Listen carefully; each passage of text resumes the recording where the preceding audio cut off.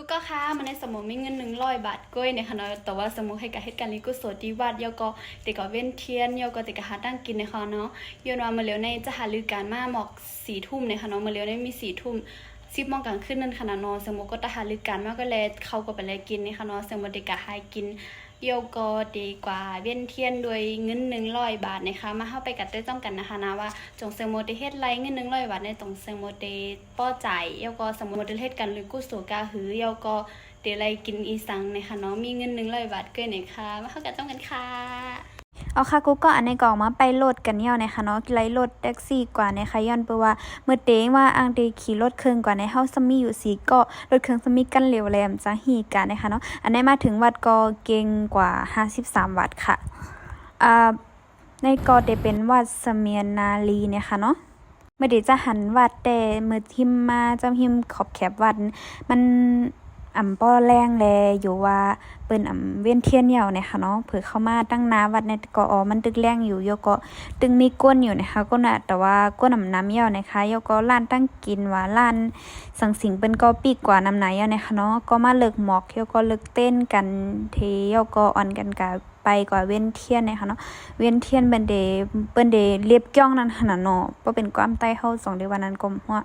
เรียบจ้องก็เปิ้นเรียบ3หอบนั่นขนาดเนาะในเมืองไทยเนี่ยก็มื้อเร็วเนี่ยก็มีพยายาม10 โมงกึ่ง10 โมงกึ่งกลางค่ำกลางคืนค่ะเนาะบ่เลิบจ้องยาว3ฮอบเบี้ยเปิ้นก็ได้มาไต่เต้นยาวก็หลูหมอกดีในยาวก็เข้ามาตั้งในวัดเนี่ยค่ะเนาะมาหลูเงินมาไหว้พระเนี่ยค่ะวัดดีเนี่ยก็ใครว่าฮังลีเต้ๆอยู่เนี่ยค่ะเนาะยาวก็กวางเต้เนี่ยค่ะเนาะอันสังมมไปย่ามมาให้ปอกค่ะสังโมมาเป็นปอกอ่อนตั้งสุดเนี่ยค่ะโยโกสโมมันจังว่าสโมผ่านกับผ่านมาตาเซแต่ว่าสโมมเลยเข้าตั้งในเห็บปอกนะคะเนาะปอกในเป็นปอกตั้งสุดโยโกมากกันขึ้นจอมมันห่างลีเต้ๆนะคะกับมาสโมเดออนกาไปด้วยจอมตั้งนอกมันขนาดเนาะอันนี้ค่ะห่างลีเปเจค่ะจอมขอบแคบจอมนอกจอมสังก็ไพ่มันเดห่างลีนั่นขนาดเนาะเปิ้นตีเตงในป้อมาเจ้าเห็นในอัปเตห่างลีเลยเสในค่ะเนาะย้อนเปว่าในเบิ่นจำเตปีกเกี่ยวในค่ะเนาะก้นก่อมบ่กึดน้ำเหี่ยวก็เปิ้นปิกไฟกว่ากำน้ำเหี่ยวนะคะเนาะอันนี้ก็อาบได้กึดจุ่มเฮาในแก้วก็กึดจุ่มเปิ้นแทง 2-3 ก้อนในแก้วอะค่ะกึดกะว่าเฮามาตั้นก่อนค่ะนะดีเตมันแหนเลยว่ากามลีเต้ๆเนี่ยค่ะเนาะมาตั้นขึ้นเปิ้นเหี่ยวก็เปิ้นไปปิกวัดแปดเฮาจังนั้นค่ะเนาะอันนี้ค่ะตั้งหางลีเหี่ยวก็กว้างเปิดใจเนี่ยค่ะเนาะป้อมากลางวันเดก็ได้หันแจ้งแรงเลยสิเนี่ยอันนี้ก็เป็นตากล้องแสงโมนะคะเนาะในค่ะกูก็ย่ำไปเลยออกจากวัดเด้อมันก็เปิ้นก็ปีกไผ่นำไหนเอาแลมันใครมืดไว้ยาวนะคะเนาะอันนี้ก็เปิ้นได้ห้องว่าอีสังฆาจะไหนเปิ้นได้มีสีบันเฮา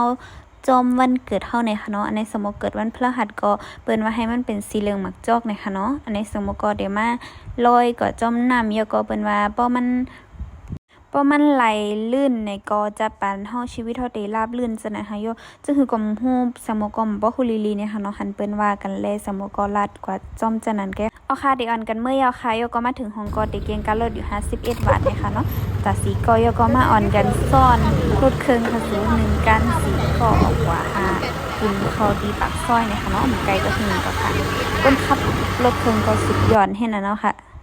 อันนี้ก็มาดีร้านเขามันไก่นะคะเนาะเจริญชัยไก่ตอนในเปิด24 ชั่วโมงค่ะกูก็ก้นเหตุการณ์เปิ้นก็เป็นม่านลายๆเนี่ยค่ะเนาะอันนี้ก็ร้านในอร่อยเนี่ยค่ะเนาะเปรี้ยวแสงโมก็กินอิ่มกินเต็มแล้วค่ะมาถึงห้องยอค่ะกูก็มาในกอกาเวียนเทียนมาดึงงบ100 บาทเนี่ยป้อเนี่ยค่ะเนาะยก็สมมุติทำบุญกา40 บาทยก็การลด4ก้อมัน4ก้อ120ตัวก็30 บาทยก็กาเข้าแทง50 บาทนะคะหมดกะทั้งหมด120 บาทค่ะ